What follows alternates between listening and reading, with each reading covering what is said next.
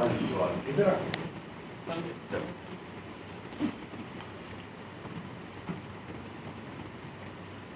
یہ کہ یہ جب by the and of 19th century onward پورے یورپ میں کیا پوری دنیا میں جو ہمارے اسکولس تھے، کالجز تھے، یونیورسٹیز تھیں، وہاں پر جو ڈسپلنس پڑھائے جا رہے تھے اس کا تعلق براہ راست ہماری اس جدید تمدنی زندگی کے ساتھ تھا جس میں ہمیں دینیات میں تحقیق کی بجائے جو جدید جو ہمارے ماڈرن ڈسپلنس تھے، جو ہمارے علوم تھے، فنون، سائنسز اینڈ ٹیکنالوجی، وہ پڑھائے جا رہے تھے.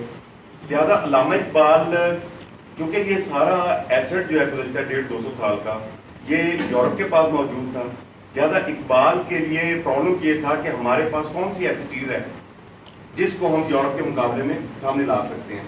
ان کا خیال تھا کہ مذہب، لہٰذا مذہب کو انہوں نے ٹوٹیلٹی میں یہ ان کی یہ خواہش تھی کہ اس طریقے سے پروجیکٹ کیا جائے، آگے اس کو ہائی لائٹ کیا جائے کہ جس کے مقابلے میں جو جدید جو سائنسی اور عمرانی علوم ہیں جو پوری یونیورسٹی جو پوری دنیا کے انسٹیٹیوشن میں، ایجوکیشنل انسٹیٹیوشن میں پڑھائے جا رہے ہیں. میرا کویشچن یہ ہے کہ علامہ اقبال کا یہ جو خیال تھا کہ مذہب کے ذریعے ہم جو جدید تمدن ہے اس کا مقابلہ کر سکتے ہیں، اس حوالے سے وہ کس حد تک آپ سمجھتے ہیں کہ وہ درست ہے؟ اس کا جواب تو بالکل آپ کے سامنے ہے. 800 سال سے ایک چیز بھی مسلمانوں نے ایجاد نہیں کی ہے. کوئی نہ بجلی کی ہے، نہ ٹیلی فون کیا ہے، نہ جو ادویات جس سے ہماری زندگی بڑھتی ہے. ہم ان چیزوں کو تو اپناتے ہیں، پورا فائدہ دیتے ہیں. اب اس سڑک کے اس پار شفا اسپتال ہے. آپ شفا اسپتال جائیں تو جیسے ہی آپ داخل ہوتے ہیں تو آپ کو آیتیں لکھی ہوئی دکھائی دیتی ہیں. وہاں آپ کو یہ تاثر دیا جاتا ہے جیسا کہ یہاں پہنچیں گے تو اسلامی طریقے سے آپ کی صحت درست کر دی جائے گی. لیکن ساری کی ساری مشینیں 100% مغرب کی بنائی ہوئی ہیں. ادھر آپ جائیں تو سی ٹی اسکین، ادھر جائیں تو سارے سرجیکل انسٹرومنٹس وغیرہ وغیرہ، ایکس ریز، ریڈیوگرافی وغیرہ، یہ کہاں کی ہے؟ یہ سب گورے کی بنائی ہوئی ہے. گورے کا کوئی مذہب نہیں، کوئی دین نہیں، اسی لیے تو وہ آگے نکل سکا. تو یہ کیا اس کا ہم علاج نکالیں؟ اب ایک بات جو میرے دماغ کے اندر پھنسی ہوئی ہے ابھی بتا دیتا ہوں آپ کو. ایک بہت بڑے آدمی ہیں، میں ان کا نام نہیں لینا چاہتا. وہ ہر وقت ٹی وی پہ دکھائی دیتے ہیں اور یوٹیوب پر، اور وہ کہتے ہیں کہ ہر مرض کا علاج جو ہے وہ اجوا کی کھجور سے ہے. اب کچھ ہی دن پہلے وہ اسپتال میں پہنچے تھے اور ان کا اسٹینٹ لگا ہوا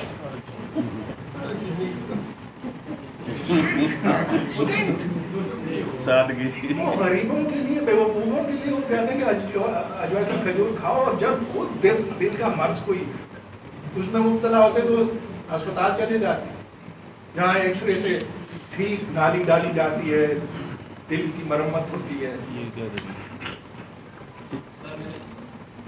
جی آپ آئیں. یس سر.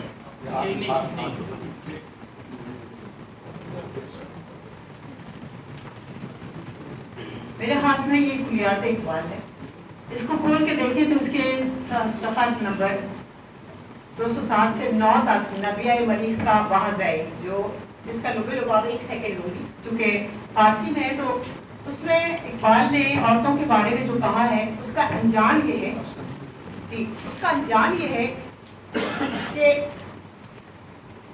جنین اور طریقے سے پرورش پائیں گے، رحم کی حالت کے بغیر سحر حاصل ہوگی، ٹیسٹ ٹیوب بچے پیدا ہوں گے تاکہ مرد جو سراپا ارحمن ہے دور قدیم کے حیوانات کی طرح ختم ہو جائے. دیکھو نا، لالائے بے داغ پاک دامن شبنم کے بغیر زمین سے اگتا ہے. زندگی کے اسرار خود بخود باہر آتے ہیں تاکہ زیز سے بغیر مضراب کے نقبے ٹوٹیں. اے صدف تہے دریا تشنا مر جا، لیکن بارش کے گرنے والا قطرہ اپنے اندر نہ دے. اٹھ اور فطرت کے خلاف نبرد آزما ہو جا تاکہ تیری جدوجہد سے کنیزی غلامی سے آزاد ہو جائے. عورت کی توحید یہی ہے عورت کی توحید یہی ہے کہ وہ دو بدنوں کے ربط سے آزاد ہو جائے، تو اپنی حفاظت کر اور مردوں پر کبھی ناز نہ کر.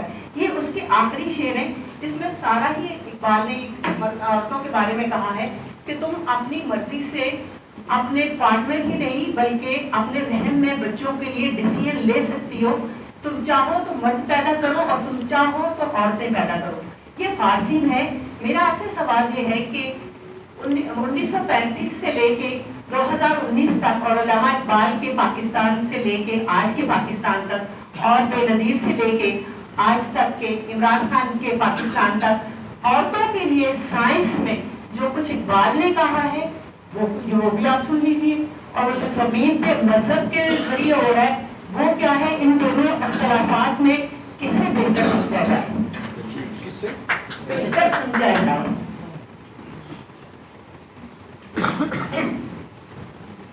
اقبال کے خیالات خواتین کے بارے میں کچھ ایسے تھے جو شاید آپ کو پسند نہ آئے.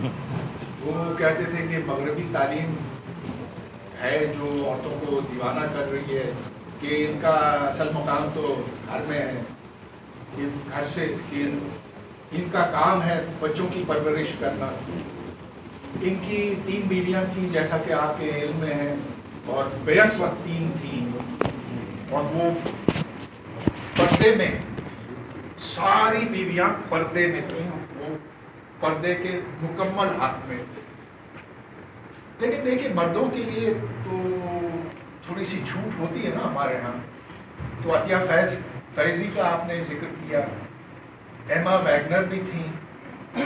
تو یہ الگ الگ سٹینڈرڈز ہیں. اب اگر آپ کا سوال یہ کہ روایتی سوچ کیا ہے عورت کے بارے میں، تو وہ یہ ہے کہ اس کا کام ہے گھر سنبھالنا، بچے پیدا کرنا. جو جدید سوچ ہے وہ یہ کہ عورت اور مرد ایک جیسے ہیں، برابر حقوق ہیں ان کے، کہ ان کو شانہ بشانہ چلنا چاہیے، کام کرنا چاہیے، دفاتر میں کرنا چاہیے. اگر مرد سائنسدان ہے تو عورت بھی سائنسدان بن سکتی ہے. اور اب جدیدیت جو ہے وہ روایتی معاشرے پر حاوی ہو رہی ہے. مکمل طور پر تو یہ بھی امریکہ میں یورپ میں بھی نہیں ہوا ہے، لیکن اس کی جانب برابری کی روش جو ہے بتدریج بڑھ رہی ہے. ہمارے ہاں تو آپ کو پتہ ہے کیا صورتحال ہے. مالیتا مجھے پتا ہوتا تو میں آپ سے سوال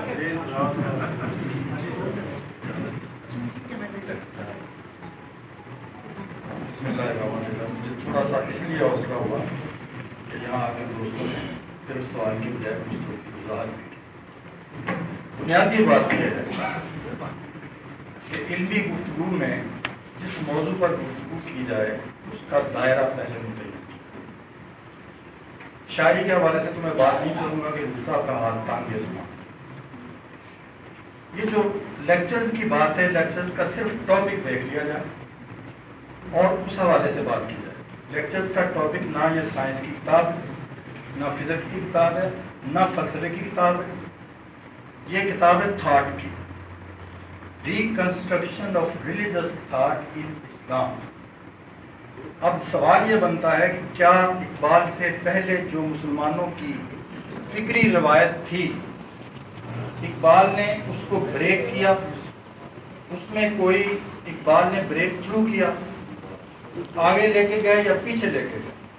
میں لمبی بات نہیں کرتا، صرف 2-3 باتیں. ایک تو میرے دوست الطاف صاحب نے بتایا، حضور صاحب نے، انہوں نے بتایا کہ اقبال نے یہ کریڈٹ دیا کہ مسلمانوں نے ڈیڈکٹیو لاجک کی بجائے انڈکٹیو لاجک کو رواج دیا. انڈکٹیو لاجک سائنٹیفک انکوائری کی بنیادی شرط. پھر انہوں نے جو 3 سورس بتائے نالج کے، وہ بتایا تاریخ ہے، مشاہدہ ہے اور انٹویشن ہے. اور انٹویشن کے بارے میں یہ کہا it is subject to discussion, it is subject to analysis. کوئی بندہ اپنے انٹویشن کو دوسرے پر ٹھونس نہیں سکتا. یہ ہے لاجیکل تھنکنگ جو اقبال نے دی. اچھا، پھر وہ یہ کہتا ہے کہ یہ جو جنت اور دوزخ ہے یہ ذہنی حالتیں ہیں، پلیئر اور پین کی.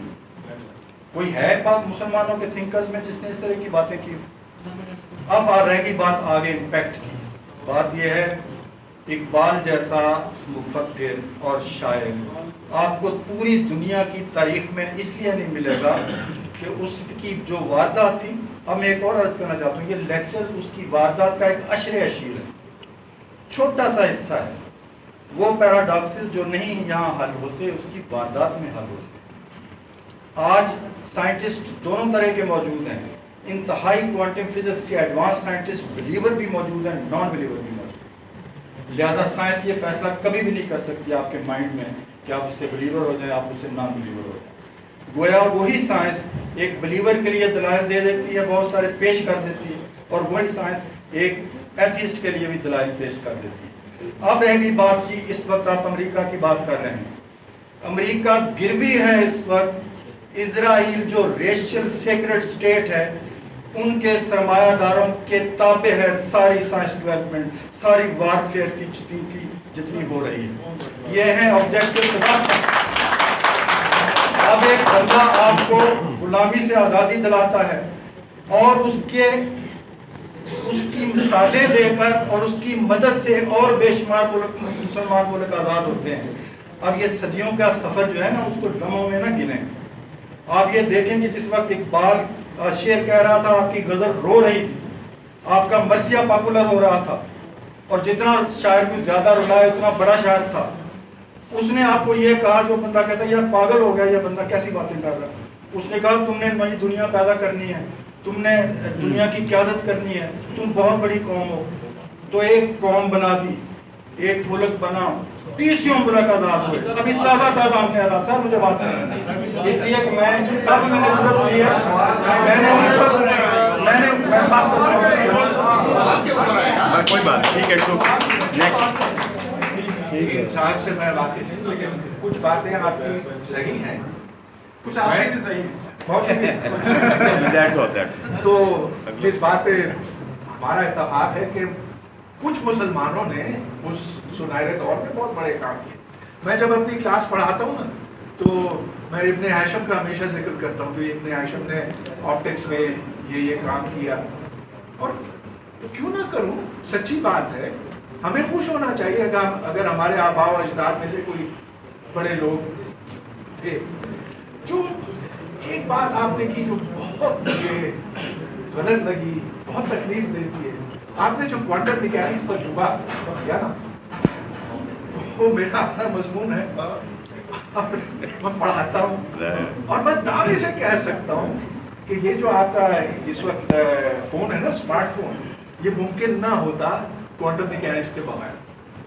تو اس پر تو کوئی اختلاف ہو ہی نہیں سکتا۔ اب یہ کہ اس میں کچھ باریکیاں ہیں کہ شروڈنگرز کیٹ اور یہ وغیرہ وغیرہ، اس میں اس سے آپ پریشان نہ ہو۔ ہم بہت دعوے سے کہہ سکتے ہیں کہ جو سائنس کی ایجادات ہیں، سائنس کی دریافتیں ہیں، وہ ٹھوس ہیں۔ باقی جو ہے فلسفے کی اور یہ کہ کیا اچھا کیا برا، یہ وہ باتیں الگ ہیں، لیکن جو سائنس نے کیا اس کی بنیاد یہ ہے کہ you can go out, touch it, feel it.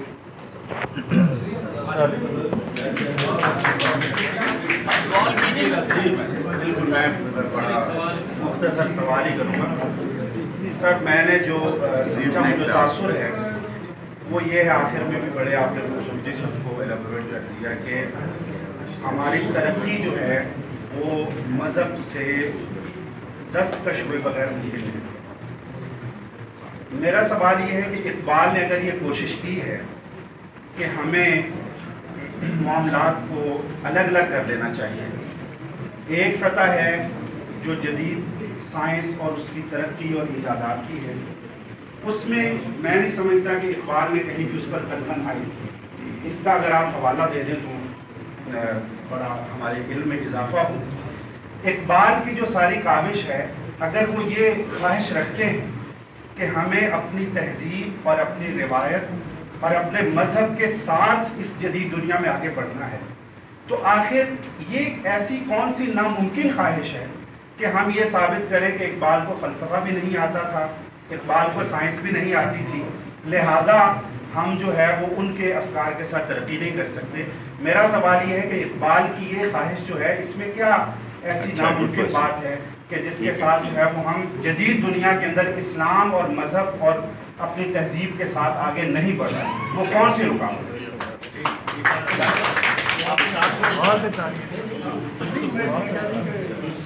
سلسلے کو 8 بجے تک چلنے دیں. آپ جواب جی کون سی ایسی چیز ہے جب وہ کہتے ہیں کہ یہ سائنس ایک حقیر سی چیز ہے, اصل چیز دل ہے, دل سے آپ دنیا کو جان سکتے ہیں, کائنات کو جان سکتے ہیں, سائنس سے نہیں, کیونکہ سائنس جو ہے صرف ظاہری چیزوں پر چلتی ہے. وہ عقل, مشاہدہ, خرد, ان سب کو ایک ثانوی درجہ دیتے ہیں, جبکہ ایک معاشرہ جو زمانے کے ساتھ چلنا چاہتا ہے اس کی پرائرٹیز, اس کی ترجیحات بالکل اور ہوتی ہیں. تو یہ جو ایک فکری فرق ہے ہم میں اور باہر کی دنیا میں. اب باہر کی دنیا سے مراد صرف یورپ یا امریکہ نہیں ہے, اس میں جاپان بھی آ گیا, اس میں چین بھی آ گیا, سی پیک بھی آ گیا اس میں. اب وہ لوگ کہاں پہنچے ہیں اور ہم کہاں ہیں؟ اور صرف ہم, یعنی پاکستان کی میں بات نہیں کر رہا ہوں, اب مسلمان دنیا کو دیکھیں تو بالکل سائنس سے خالی ہے, خالی ہے. ایک چیز بتائیے جو 800 سال میں ہم لوگوں نے بنائی ہے, کیا ہے؟ مہنگائی اور بے حیائی. مہنگائی اور بے حیائی. اب آپ کیوں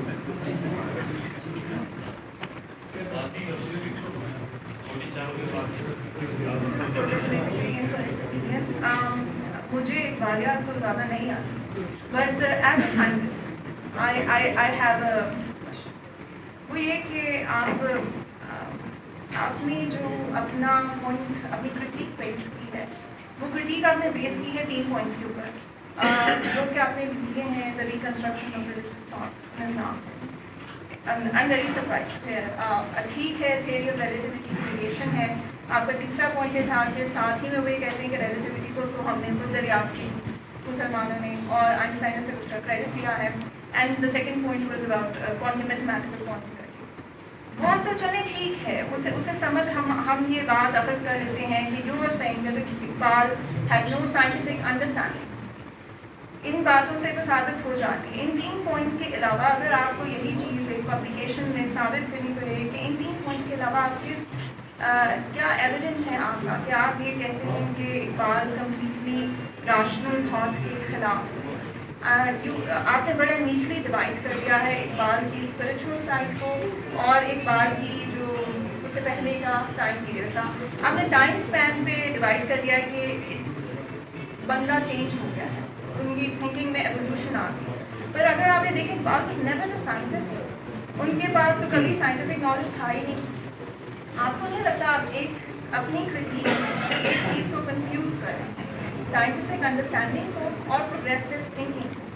Iqbal had no scientific understanding but he was a progressive thinker.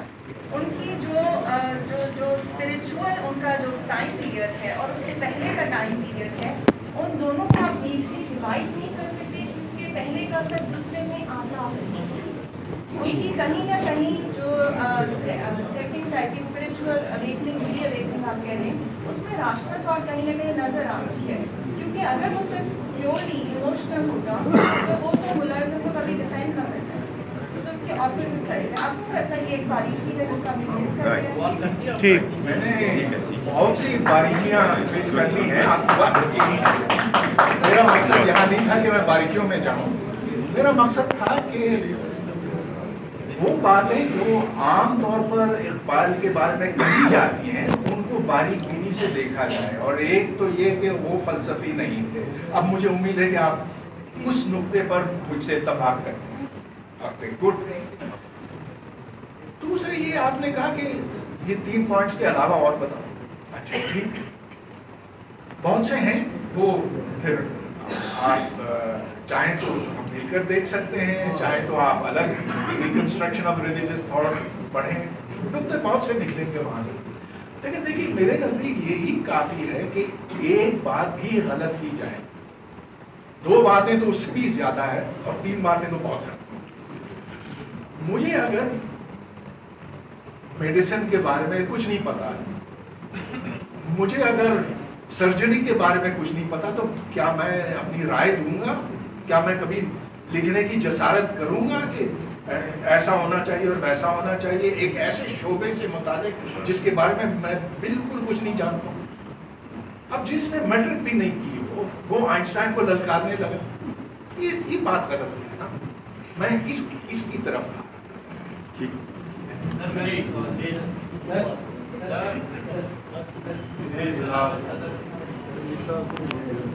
Idris بولیں.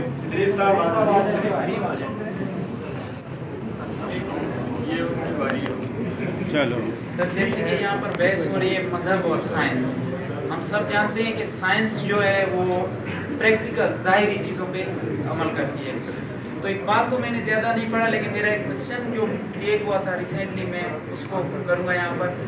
ہمارے پاس تھیوری موجود ہے، تھیوری موجود ہے کہ گاڈ ایگزسٹ ان مذہب، science tells that doesn't exist. So theory میں ہمیں قرآن میں بتایا گیا ہے کہ 7 آسمانوں کے اوپر خدا موجود ہے، جبکہ سائنس پریکٹیکل کرتی ہے. تو سائنس پریکٹیکل کیوں نہیں کرتی ہے؟ سائنس ویسے ہی مطلب الوجیکل ہے نا. سائنس کہتا ہے پریکٹیکل، تو سائنس کو جانا چاہیے اور پریکٹیکل کرنا چاہیے، اس کے بعد کہنا چاہیے نا کہ خدا ڈزنٹ ایگزسٹ. میرا یہی سوال ہے. بھائی آپ کو کس نے بتایا کہ سائنس نے کہا کہ خدا نہیں ہے یا کہ خدا ہے؟ یہ تو آپ نے اپنی طرف سے بات کر لی ہے نا.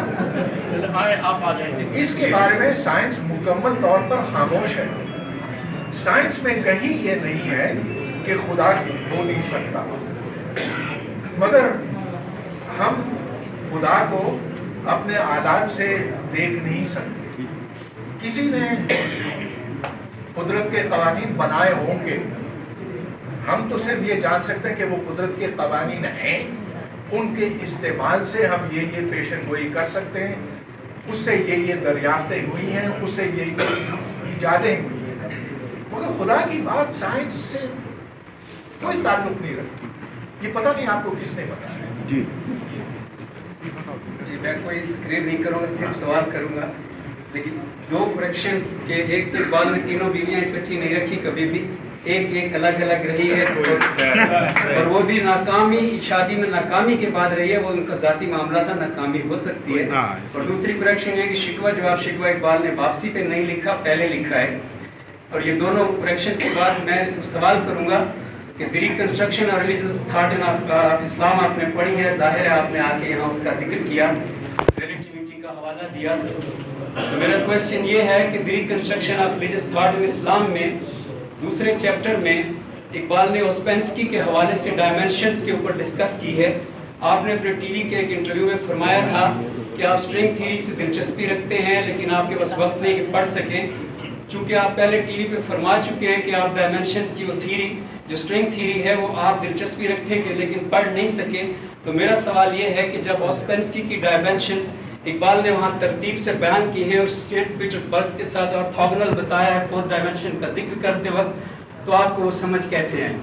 دوسرا میرا کویسچن یہ ہے کہ وہیں پر اقبال نے جہاں پہ اوسپینسکی کا حوالہ دیا ہے، اقبال نے کہا ہے کہ آئنسٹائن جو ہے وہ 4th ڈائمینشن مانتا ہے ٹائم کو، اسپیس کی. کیا آپ کو یہ بات سمجھ آئی ہے؟ اگر آپ کو نہیں آئی تو آپ مجھے بلا سکتے ہیں بعد میں ضرور سمجھا دوں گا. لیکن اگر آپ کو یہ بات سمجھ آئی ہے تو آپ یہ کیسے کہہ سکتے ہیں کہ اقبال سائنس کی ان باریکیوں کو نہیں جانتے، کوانٹم کو نہیں جانتے؟ اس کے بعد میری عرض یہ ہے کہ اقبال وہ پہلا شخص ہے جس نے آئنسٹائن کی تھیوری کو یہاں متعارف کروایا اور ڈارون کی تھیوری کو یہاں متعارف کروایا. 1922 میں نظارت المعارف میں آئنسٹائن پہ پہلا اردو میں مضمون شائع ہوا، لیکن اقبال کا اس سے پہلے 4 مضمون شائع ہو چکے تھے. اقبال کا جو نظریہ ارتقاء ہے وہ عمرانی نظریہ والے مضمون میں بھی ہے اور قومی زندگی والے مضمون میں بھی ہے. 1904 میں اگر اقبال مضمون لکھ کر جاپان کی ساری سائنسی ترقی کا بتا کر ہمیں کہتے ہیں کہ آپ نے ایک لالٹین نہیں بنایا اور جاپان نے یہ کچھ بنایا ہے، تو کیا وہ اقبال کی اپنی قوم کو تبلیغ نہیں ہے کہ سائنس کی طرف بڑھو؟ اقبال نے نظریہ ارتقاء سب سے پہلے پیش کیا، اس پہ کفر کے فتوے لگے. اور جیسا کہ عالی صاحب نے کہا کہ دی ریکنسٹرکشن اور ریلیجیس تھاٹ ان اسلام، چلے جی میرا سوال یہ ہے کہ اقبال کی آپ کو سمجھ کیسے آئی؟ مجھے سوال پریسائز کرنے دیں پلیز، جانے سے پہلے سوال پریسائز کرنے دیں، وہ میں پریسائز کر رہا ہوں. نمبر 1 میرا سوال یہ ہے کہ اقبال نے جو ڈسکس کی کوانٹم وہاں پہ میتھمیٹیکلی آپ کو کیسے سمجھ آئی، کیونکہ آپ کی اپنی پڑھی ہوئی سے وہ ایڈوانس ہے. اور دوسرا سوال یہ کہ ارتقاء کا نظریہ اقبال نے وہاں پیش کیا، کیا آپ نے آپ کی نظر سے گزرا وہ یا نہیں؟ صفحہ نمبر 124 پہ تشکیل جہاں تک 3 بیویوں کا ایک وقت پہ ہونا ہے، حضور یہ کتاب ذرا اس کا مطالعہ کیجئے، آپ کو لگے گا کہ آپ کی بات غلط ہے. یہ جناب آپ اس وقت موجود نہیں تھے. جاوید اقبال اپنے والد کے بارے میں یہ کہتے ہیں، آپ یہ پڑھ کے دیکھیے گا. جہاں تک فزکس کی بات ہے، میرا خیال اس بحث میں پڑھنا ہی نہیں چاہتا، لیکن اگر انہوں نے نظریہ ارتقاء کے اوپر کچھ لکھا ہے تو آپ سے گزارش ہے کہ آپ وہ مضمون مجھے بھیجوائیں. ٹھیک ہے، ٹھیک ہے، ٹھیک ہے. روش ندیم صاحب جی بات روش ندیم جی پروفیسر آپ نے بات کرنی چلے کریں، جلدی کریں. شکریہ، بہت شکریہ جناب ڈاکٹر صاحب، تھینک یو سو مچ. اور میں نے خالی ڈاکٹر صاحب کے لیکچر 2-3 سوال ہیں جو باقی ہوگی. ایک تو پہلا جو مختصر سا کوشچن ہے کہ جو جتنا سائنٹیفک اسپیکنگ جتنا آپ نے بات کرا، is it sufficient to give an opinion on that بات؟ Scientifically, whatever prevails on by science have today he has, is this sufficient knowledge to give opinion on Iqbal? اچھا دو مختصر سیگمنٹ. یہ question میں بھول نہ جاؤں، میں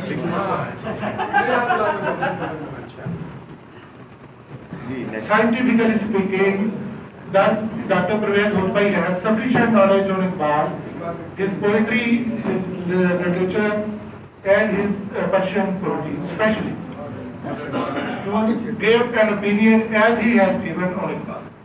دوسری دو چھوٹے سے مختصر سے کمنٹس ہیں. نہیں ایک اور، صرف ایک کا آپ نے کہا. ایک ہی ہوا ہے نا یہ دل اور دماغ کی ایک بات. میں بہت ادنا طالب علم، تھوڑا سا میں نے پڑھا ہے، پورے 12,000 شعر بھی نہیں پڑھے اردو والے، فارسی والا بالکل نہیں پڑھا اور بک بالکل نہیں پڑھی. وہاں سے صاحب دل اور دماغ کا جو موازنہ اقبال کرتے ہیں، اور جن کو آپ نے ٹارگیٹ کیا ہے کہ وہ اقلیت پسند یا عملی اقلیت پسند نہیں ہے. انفارچونیٹلی ہر بڑے سائنٹسٹ میں، ہر بڑا میں کہہ رہا ہوں، میں خود بھی الیگزینڈر فلیمنگ، نیوٹن کا پہلا پیپر جب رائل اکیڈمی نے ریجیکٹ کیا، ہال آف ان ٹوکن 12 ایئرز ریویو اس نے کیا. یہ بی بی سی کی دا لاسٹ میوزیشین اس میں ہے ڈاکومنٹری میں. مائی پوائنٹ از کہ تمام سائنٹیفک کام جو ہے وہ اس جنون سے نکلے ہیں، اس جنون سے جو عقل ڈکٹیٹ نہیں کر سکتی، دل ڈکٹیٹ کر سکتا ہے. This is the point of Iqbal which was very easily ignored unfortunately.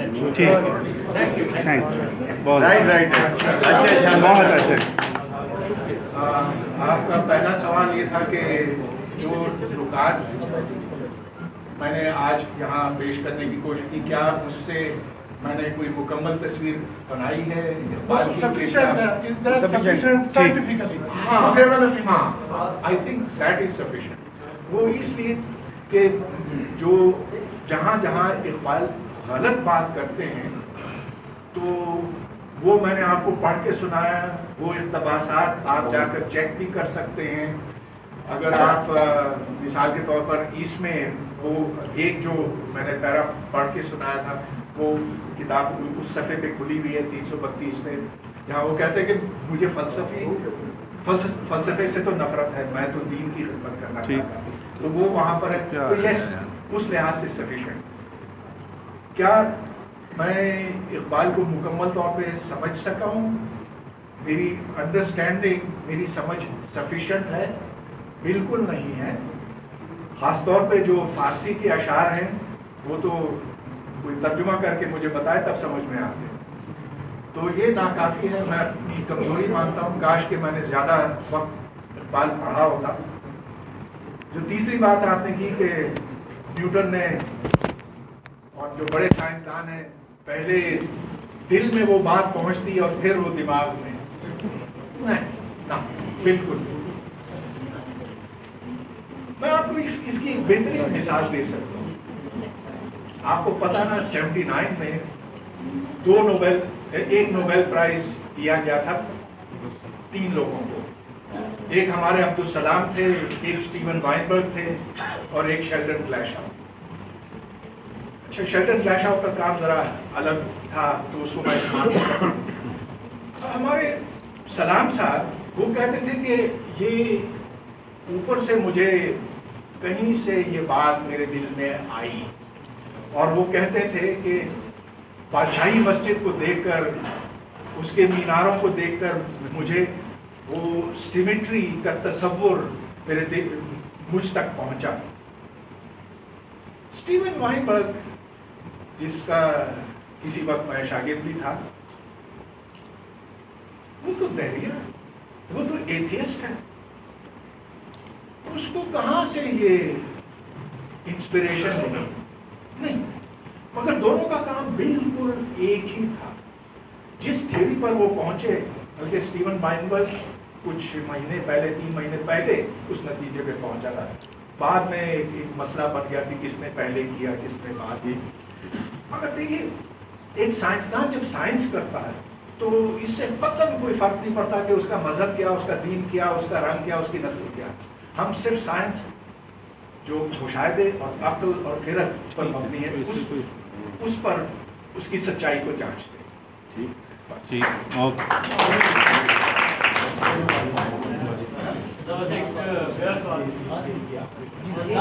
بات کرنا چاہوں گا. نام ہے ادب کا طالب علم ہوں، نام ہے اقبالیات کا طالب علم ہوں. Political thinker, free thinker. تو ایک بس 2-3 پوائنٹ آپ نے کہا تھا کہ عمران خان کون سا اقبال کا پاکستان میں آ جاتے، تو وہ اقبال کا پاکستان بن گیا نا، یو ٹرن والا ہے، مطلب جس میں کانفلکٹس اینڈ ہپوکریسیز آتی ہیں. اقبال ایک طرف، جیسا آپ نے کہا، ایک طرف فلسفے کی بات کرتے ہیں، تھوڑا فلسفے کو ڈیناؤنس کرتے ہیں. یہی اقبال ایک طرف احمدیت کے اصول فیمس ہوتے ہیں، خود بھی کہا جاتا ہے کہ احمدی تھے، پھر وہ احمدیت کو ڈیناؤنس بھی کرتے ہیں. تو وہی ہمارے یہاں بھی دیکھا جا رہا ہے. تو اسی قسم کی بھی باتیں ہیں.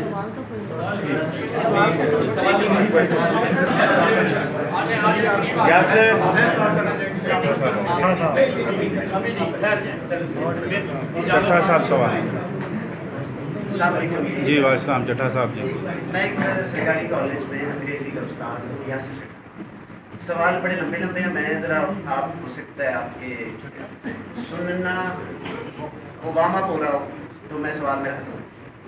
ہم اس ساری نشست میں یہ دیکھتے رہتے سائنس اور فلسفے کی سماجیات. ٹھیک ہے. اقبال کو بالفرض ہمارے جو ترقی پسند روشن خیال دوست ہیں، وہ اسی سوال کو ایڈریس کرتے رہتے تھے کہ یہ فلسفی نہیں ہے. کچھ نے دل کھلا کیا وہ کہتے شاعر ہیں. کیا یہ اتنے بڑے سوال ہیں کہ ہم سارے انہی میں الجھے بیٹھے ہیں؟ دوسرے دوست جو جنہیں وہ دائیں ہاتھ سے زیادہ کھاتے اور پیتے ہیں اور سوچتے ہیں، وہ اسی فکر میں رہتے ہیں کہ انہیں فلسفی ثابت کرنا ہے. ہمارے معاشرے کی سماجیات میں، سوشیالوجی آف نالج میں، sociology of philosophy, sociology of science میں اقبال نے کیا رول پلے کیا ہے بطور سائنٹسٹ میں اور سوشل تھیورسٹ کے طور پہ، کریٹیکل تھیورسٹ کے طور پہ؟ ہاں چلو جواب دے چکے. میرا خیال ہے کہ سوشیالوجی کے حوالے سے انہوں نے مسلمانوں میں ایک ولولہ پیدا کیا، ایک جوش پیدا کیا، اور ان کو ایک سمت دی. اس زمانے میں جب وہ بہت بدحال تھے، جب ان پر انگریز مسلط تھا، تو یہ ان کا کنٹریبیوشن ہے. لیکن جہاں تک نئی فکر کی بات ہے، مجھے تو اب تک سمجھ میں نہیں آیا کہ وہ کیا نئی فکر ہے جس سے ہم پہلے آشنا نہیں. ٹھیک ہے میرا خیال.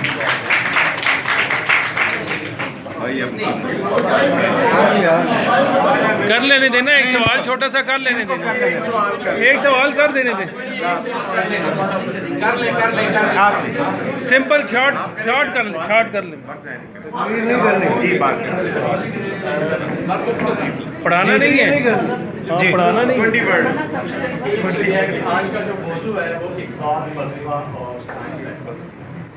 جب ہم اس موضوع کے حوالے سے دیکھتے ہیں تو ڈاکٹر صاحب کیونکہ میرے جسمانیات ہے، اقبالیات ہوتی ہیں، لیکن اگر اقبالیات کے حوالے سے ہم دیکھیں تو فلاسفی دو طرفوں کے الفاظ کو دو مختلف حالتوں میں تقسیم کریں. سوال کریں. फिर है सर्च करना और सोफी या ट्रुथ। अगर एक इंसान जब तक ट्रुथ को फाइंड नहीं करता, अगर ट्रुथ तक पहुंच जाता है तो साइंस बन जाती है। यहाँ पर इकबाल ने बहुत से, जैसे नक्शे ने अपना मर्द क्या नाम है सुपरमैन का तस्वर दिया, तो इन्होंने मर्द मोहम्मद का दिया और उन्होंने कहा कि वो था वो ज़माने में वो होता है ज़माने में पसंद करता। भाई सवाल करो नहीं सवाल करो जी बंद कर अगर उन्होंने एक मर्द मोहम्मद का तस्वर यार तो इकबाल से पहले जितने भी शोयारा वो कहते थे कि आप मुझे को खत्म करें, फिर वादत में आप जम हो जाए, यानी आप एक खतरा है और वादत एक समुद्र है, जब तक जम नहीं हो गया आप बाकी मिला इकबाल ने दिया है जो मसला दिया उस रात में हम ना हो उस रात को अपने यार क्या चल रहा है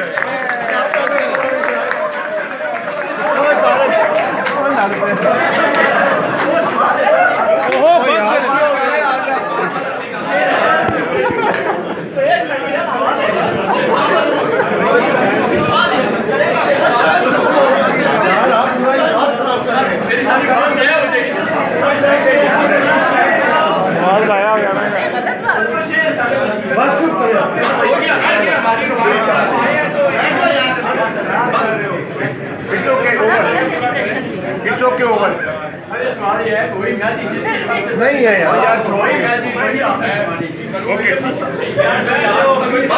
हो गया खत्म करते हैं चलिए शुरू करो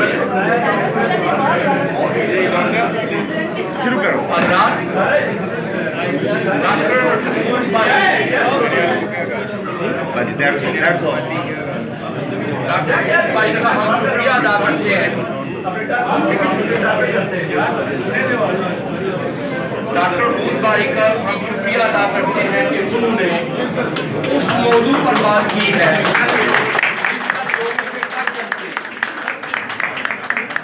लोगों के पर जलते हैं और बात करते हुए डरते हैं। डॉक्टर रूद भाई ने सवालात उठाए हैं, इन सवालात का जवाब देना हम सब का फर्ज है। बुत परस्ती मुसलमानों के लिए जायज नहीं है, लेकिन हम बुत परस्ती बहुत ज्यादा कर रहे हैं और अगर बुत टूट रहे हैं तो हमें खुशी महसूस होनी चाहिए। सबसे पहले जो काम किया गया था वो लातो मनात को काबे से निकाला गया था। इकबाल को लातो मनात की सूरत में यहाँ पेश किया गया है। इकबाल मेरे नजदीक फलसफी भी है, इकबाल आलम भी है, अल्लामा भी है, लेकिन इसका मतलब ये नहीं है कि उन पर सवाल नहीं हो सकता, उन पर बात नहीं हो सकती, उन पर कोई किसी किस्म की उनकी गिरफ्त नहीं हो सकती। उनके जो फिक्री मसाइल हैं साइंस का उन्हें इल्म नहीं था, साइंस के बारे में उन्होंने बात की, मैथमेटिक्स के बारे में उनको इल्म नहीं था, मैथमेटिक्स के बारे में उन्होंने बात की। ये बात जो है वो अहम है।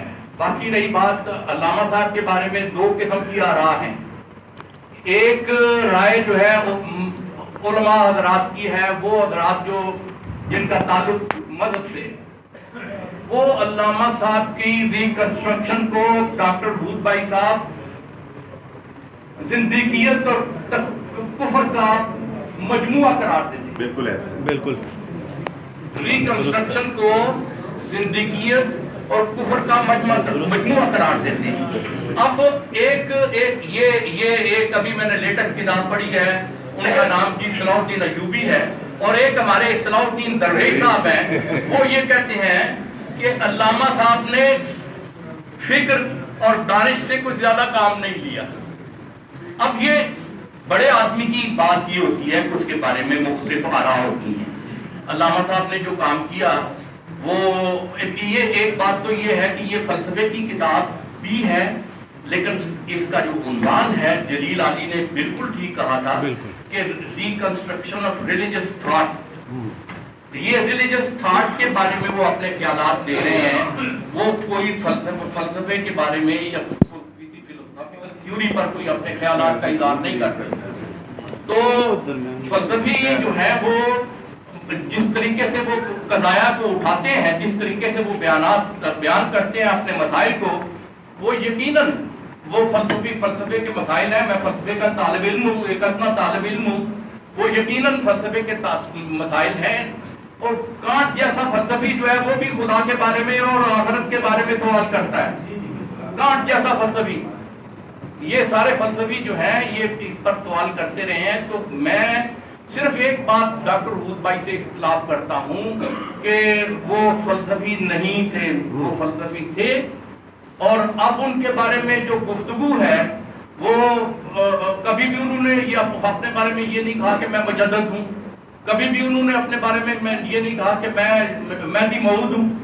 उन्होंने रिकंस्ट्रक्शन ऑफ रिलीजियस थॉट का जो पहला इंट्रो है उसमें लिखा है जी कि ये कोई फाइनल बात नहीं है, फाइनलिटी की बात नहीं है। इसमें आप अपनी मर्जी से जो इस पे तनकीद कर सकते हैं तनकीद करें। तो हजरात बड़ी खूबसूरत तनकीद हुई, आला बातें हुई, बहुत बहुत शुक्रिया डॉक्टर रूद भाई।